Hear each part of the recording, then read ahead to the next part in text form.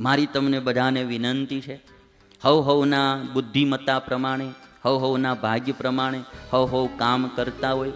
મારી એટલી વિનંતી છે સમાજને કે ગમે તે જ્ઞાતિનો માણસ હોય, કોઈ દિવસ કોઈનો તિરસ્કાર ક્યારેય કરવો નહીં, કોઈનું અપમાન ક્યારેય ન કરવું. અમારી બહુ વિનંતી છે. હા, માણસના કર્માનુસાર બધાને સારું મોડું મળતું હોય છે. કોઈ ધનવાન હોય, કોઈ ગરીબ હોય, કોઈ રૂપાળા હોય, કોઈ કાળા હોય, બધું મળતું હોય કર્માનુસાર, પોતપોતાના અનુસારે. એનો મતલબ એવો નથી કે કોઈ નીચ છે ને કોઈ ઊંચ છે. કોઈ પણ માણસને બધાને સ્વમાન વાલું હોય છે. બને એટલો બધાએ ભાવ આપવો, પ્રેમ આપવો.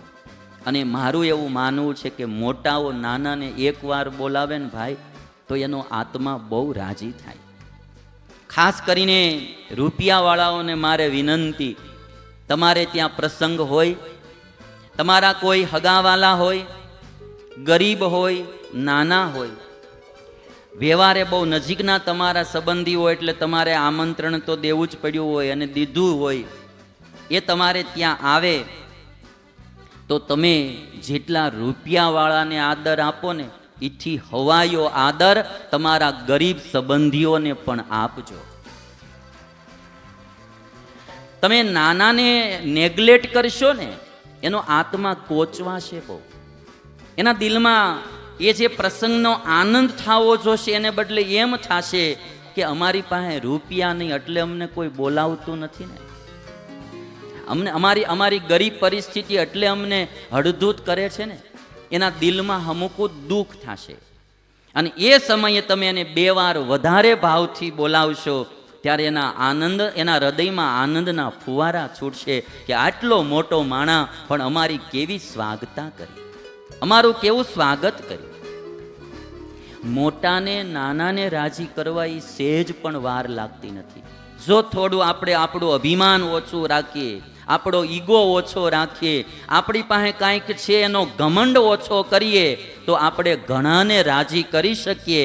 આ વાત બહુ પાકી છે. અને યાદ કરી લેવો કાનુડાને. સુદામો ગરીબડો હતો અને કૃષ્ણની પાસે જાય અને તેથી કાનુડો દોડતો દોડતો સામે જાય, બાથમાં ઘાલીને ભેટી પડે. આ મિલન સુદામા અને કૃષ્ણનું નહીં, આ મિલન ગરીબી અને અમીરીનું હતું. એ ભગવાન થઈને પૂજાય આ દુનિયામાં ભાઈ. એટલા માટે ગરીબને ક્યારેય નેગ્લેક્ટ ના કરવા, એને તિરસ્કૃત ન કરવા, એને કોઈ દી નજરઅંદાજ ન કરવા. તમે શેઠ હો, જરૂર નોકર તમારે ત્યાં હોય, કર્મચારીઓ હોય, કામ કરતા હોય, એની ભૂલ થાય તો એને કહેવું બી જોઈએ, એને વઢવું બી જોઈએ. પણ સમય આવે તેથી પાછો એને ભાવ પ્રેમ પણ આપવો જોઈએ. કોક દી કાંઈ ખાવાની ચીજ લઈ જાય અને એને ખવડાવવી પણ જોઈએ. દિવાળીના દિવસોએ એને કંઈક ભાવથી ભેટ પણ દેવી જોઈએ. માણસ આ લોકમાં ગરીબ છે, પણ ઘણીવાર દિલના અમીર માણસો પણ હોય ભાઈ. એટલે નાના માણસો હોય. આપણે જ્ઞાતિવાદ તો છે જ ભારતમાં. કદાચ કોઈ નાની જ્ઞાતિના માણસો હોય તો એને તિરસ્કૃત ન કરવા, એને પણ આદર દેવો, એને પણ ભાવથી બોલાવવા. મારી પાસે કોઈ ઘણીવાર કોઈ હરિજન કે કોઈ આવે ને એવી વ્યક્તિ, તો આમ બિચારા મને અડે નહીં, એમ કે ભાઈ બાપુ અમારી જ્ઞાતિ આ છે એટલે અમારે તમને, બિચારા ઓલું કરતા. હું કહું ભાઈ તમે તારે અડ, મને કાંઈ વાંધો નહીં આવે. નહીં, આ નાના માણસોને જે આપણે અતિ તિરસ્કૃત કર્યા ને હિન્દુઓએ, એમાંથી ધર્માંતરણ બહુ વધી ગયું છે. પછી એમ થાય કે ભાઈ આપણા હિન્દુઓ કેમ ધર્માંતરણ કરે છે. આપણે એને તિરસ્કૃત બહુ કર્યા છે. નાના માણસને આદર આપો. એક શેઠને ત્યાં દીકરાના લગ્ન હતા, એટલે 2 પતિ પત્નીએ, શેઠ અને શેઠાણીએ નક્કી કર્યું કે આપણા મહેમાનો જે આવે લગ્નમાં, એને બધાઈને આપણે કંઈક ભેટ આપીએ. તો કહે છે શું આપીએ? તો કહે છે કે પુરુષો આવે અને સારામાં સારો એક શૂટ, પેન્ટ, શર્ટ અને કોટ લઈ દેવા, અને સ્ત્રીઓ આવે એને સારામાં સારી, ઊંચામાં ઊંચી જે સાડી હોય એ સાડી લઈ દેવી. એટલે શેઠે એના મેનેજરને કહ્યું કે તમે જાઓ અને આશરે 500 જોડી શૂટ અને 500 જોડી સાડી સારામાં સારી તમે લઈ આવો. જોજો કસર ન રાખતા, મહેમાનોને દેવાની હારા મારી લઈ આવજો. ત્યાં એના પત્ની શેઠાણી એટલું બોલ્યા કે આપણા ઘણા બધા નોકરો કારીગરો બધા છે, એ બધા બી આમંત્રિત થશે, લગ્નમાં આવશે. તો એવું કરો, 250 ઊંચા માયલી લાવો ને 250 છે તો થોડી ઓછા ભાવની લાવો. જ્યાં નાના માણસો, કર્મચારીઓ, બીજા ત્રીજા નોકરોને દેવાની હોય એ થોડી હલકી લાવો એમ. મેનેજરને આ રીતે કીધું ને મેનેજર ખરીદી કરવા ગયો. આ બાજુ ઘટના એવી ઘટી કે શેઠના જે કારીગરો બધા હતા, નોકરો બધા હતા, એ બધાને હરખ હતો કે આજ અમારા શેઠના દીકરાના લગ્ન છે. એટલે બધા કારીગરોએ ભેગા મળીને નક્કી કર્યું કે શેઠના દીકરાના લગ્ન છે તો આપણે બધા ભેળા મળીને, એકલા તો ભેટ ન દઈ શકીએ પણ ભેળા મળીને કંઈક ભેટ દઈએ.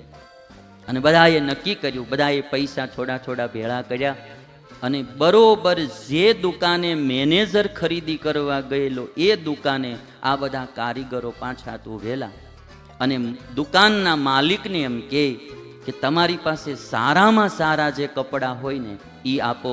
જોજો ઓ ભાઈ, મોડું ન દેતા, જેટલા રૂપિયા થાય એટલા, પણ અમારા શેઠના દીકરાના લગ્ન છે, અમારા શેઠના દીકરાને ભેટ કરવી છે, હારામાં હારા હોય ને એ કપડાં તમે દેજો.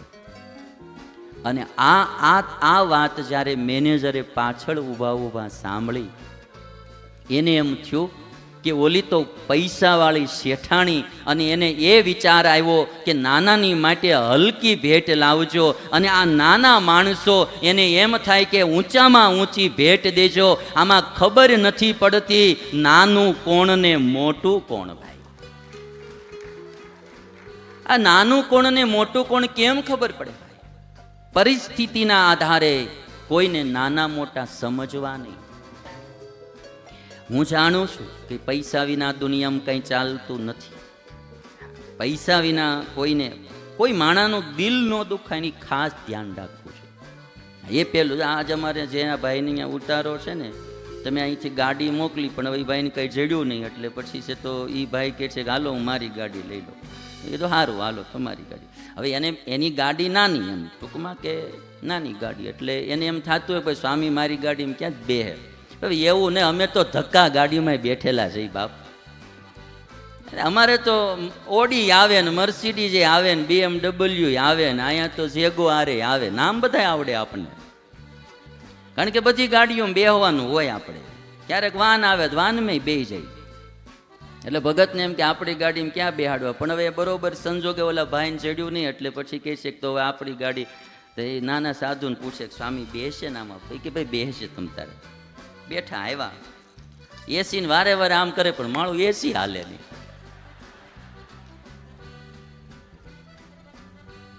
મને કે સમય કાંઈક થઈ ગયું લાગે. મેં તમ તારે વાંધો નહીં, મેં કાચ ખોલી નાખીએ આપણે.